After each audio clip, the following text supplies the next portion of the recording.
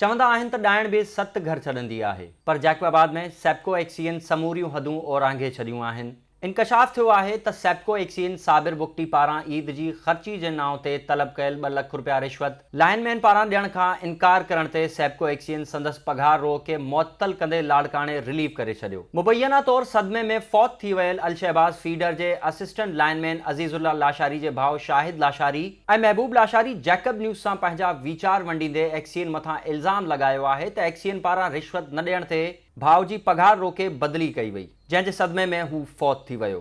संदसि ख़िलाफ़ अदालत वेंदासीं। एक्सियन जे जोड़ियल टास्क फोर्स में अब्दुल रज़ाक कलवड़, अहमद लाशारी ऐं अहमद मुंदरानी संदसि खाटाऊ पुट आहिनि, जेके शहर मां भत्तो वठी एक्सियन खे ॾींदा आहिनि। भाउ खे टॉर्चर करण में उन्हनि जो बि किरदारु आहे। साईं कातिल एक्सियन जैकाबाद असांजे भाउ एलएम अब्दुल अज़ीज़ लाशारी खे जेको आहे सो थ्रेट कयईं, जंहिंजे करे असांजे भाउ जी शहादत थी वई आहे। असां मुतालबो कयूं था त असांजे भाउ जे कातिल एक्सियन साबिर बुगटी ऐं उनजी हिकिड़ी भत्ताखोर टीम आहे, जंहिंमें अब्दुल रज़ाक ऐं अहमद मुंदरानी ऐं हिकिड़ो ॿियो अहमद आहे। इन्हनि जे ख़िलाफ़ु जेको आहे सो कार्रवाई कई वञे।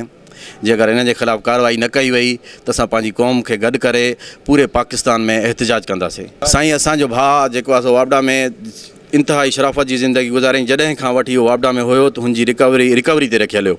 हुनजी रिकवरी 100% प्लस रहंदी हुई। तंहिंजे बावजूद बि हे राशि एक्सियन उनखे बार बार चवंदो मूंखे 2 लाख रुपया ॾे, एसियूं हला, कुझु बि कर, डायरेक्ट एसियूं हला, असांखे जेको आहे सो पैसा ॾे। मुंहिंजे भाउ चयो बाबा जॾहिं मां इहो ग़लति कमु कंदो ई न आहियां त मां तोखे किथां पैसा ॾियां। चए मूंखे पैसा न ॾींदे त मां तुंहिंजे ख़िलाफ़ु कार्रवाई करे तोखे मां बदिली करे छॾंदुमि, तुंहिंजूं पघार बंदि कंदुमि। हिन असांजे भाउ जूं पघार बि बंदि करे छॾियूं, असांजे भाउ जी बदिली बि कई, जंहिंजे करे हुन दिलि ते वरितो ऐं हुनखे अटैक थी वियो। असांजो मुतालबो इहो आहे त साईं कातिल एक्सियन जे ख़िलाफ़ु जल्द अज़ जल्द कार्रवाई कई वञे, कानूनी इन जे मथां FIR लाज कई वञे ऐं असांजे भाउ जे खून सां इंसाफ़ु कयो वञे। जेकर असां इंसाफ़ु न कयो त असां एहतिजाज कंदासीं। अज़ीज़ लाशारी साहब जो कुझु ॾींहंनि खां साईं जन मूंखे परेशान नज़र अचनि पिया।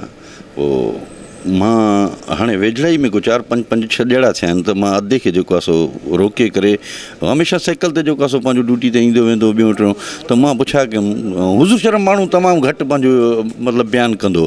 त मां चयो काफ़ी ॾींहंनि खां मां तव्हांखे परेशान ॾिसां थो, छा मसइलो आहे जो तव्हां छा एतिरा छो परेशान आहियो? तव्हां कॾहिं मां परेशान ॾिठो ई न आहे, हसमुख माण्हू आहियो, तव्हां खिलंदा रहंदा आहियो। त पोइ हुन मूं जॾहिं हुनखे ज़ोर ॾिनो त पोइ हुन मूंखे ॿुधायो त यार मूंसां जेको आहे सो पंहिंजे डिपार्टमेंट जे तरफ़ां हिकिड़ी नाजाइज़ी थी आहे, ऐं जंहिंमें जेको आहे सो उन में जेको आहे सो एक्सियन साहब बि मुलविज़ आहे, ऐं जेको आहे सो पंहिंजो को इंचार्ज आहे, उनजो नालो मूंखे ज़हन में न आहे।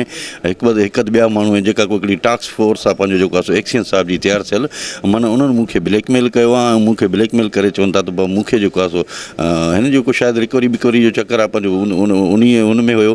पोइ हालांकि चए पियो त मुंहिंजो रिज़ल्ट बि तमामु बहितरु आहे रिकवरी जे हवाले सां बि, लेकिन मूंखे जेको आहे सो ब्लैकमेल कयो वियो त बाबा तूं महिरबानी कर असांखे जेको आहे सो मंथली असां सां फिक्स करूं, असांखे मंथली ॾे जेको आहे त ठीकु आहे, न त जेकर न आहे त पोइ तुंहिंजी ॿी सूरत में जेको आहे सो असां बदिली कराईंदासीं। मुंहिंजी डेथ जी जेका काज़ ॿुधायां थो उनखे ट्रांसफ़र कयो वियो जैकाबाद खां। ट्रांसफ़र जॾहिं हिकिड़े बचड़ वारे माण्हू खे जंहिंजी सैलरी जेको आहे सो 35 खां 40 हज़ार रुपया हुजे, उहो माण्हू जैकाबाद खां ॿाहिरि उनजी तव्हां मोरे साइड या मिसाल के तौरु सिंध जे कहिड़े बि इलाइक़े पुठिते पयल इलाइक़नि में तव्हां उनजी ट्रांसफ़र कयो, न उहो डेली आउटबेक करण जहिड़ो, त मूंखे ॿुधायो त उहो सर्वाइव कीअं कंदो। मथां उनजी ईद जे करे उहो ॾाढो पंहिंजे बचड़नि जे लाइ परेशान हुयो। जेकॾहिं डिपार्टमेंट जे अंदरि अहिड़े टाइप जूं मच्छियूं हूंदियूं, अहिड़ा मगर मच्छी हूंदा त पोइ को बि डिपार्टमेंट पोइ पाकिस्तान जो त अलाह आई आहे। इंग्लिश में उहा ई कहावत आहे, law is great but Pakistan law is blind.